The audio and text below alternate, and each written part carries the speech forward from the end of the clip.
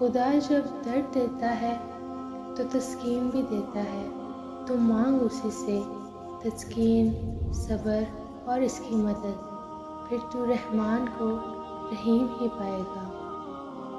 اللہ پاک نے انسان کو دل دیا، لیکن اس کا سکون اپنے پاس رکھا اور فرمایا یاد رکھو دل کا سکون صرف اللہ کی یاد میں ہے۔ اللہ سے رجوع کرنے میں دیر نہ کرو، بے شک اس نے عرش الہی پر تحریر لکھ دی، میری رحمت میرے غضب پر حاوی ہے۔ جب 5 وقت کی نماز بھی رب سے گفتگو کرنے کے لیے کم پڑ جائے تو سمجھ جاؤ کہ آپ کو اللہ سے محبت ہو گئی ہے اور اس نے آپ کو اپنے قریب کر لیا ہے۔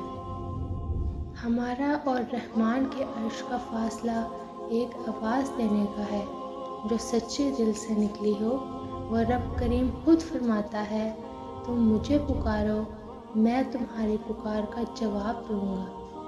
اللہ تعالیٰ فرماتے ہیں تو کرتا وہ ہے جو تو چاہتا ہے، پر ہوتا وہ ہے جو میں چاہتا ہوں، تو وہ کر جو میں چاہتا ہوں، پھر وہ ہوگا جو تو چاہتا ہے۔ دنیا کی دولت اللہ انہیں بھی دیتا ہے جنہیں وہ پسند نہیں کرتا، جبکہ دین کی دولت اللہ صرف انہیں دیتا ہے جنہیں وہ محبوب رکھتا ہے۔